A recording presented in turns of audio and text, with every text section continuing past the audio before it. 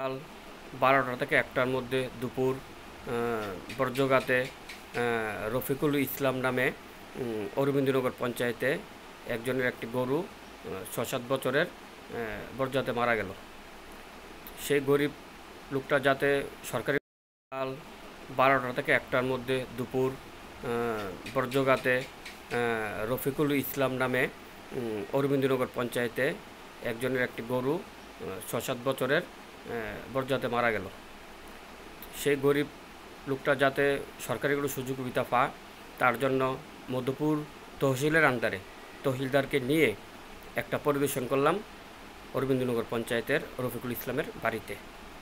সকাল 12টা থেকে 1টার মধ্যে দুপুর বর্জগাতে রফিকুল ইসলাম নামে অরবিন্দনগর পঞ্চায়েতে একজনের একটি গরু অরবিন্দনগর গ্রাম না বর্জাতে মারা গেল।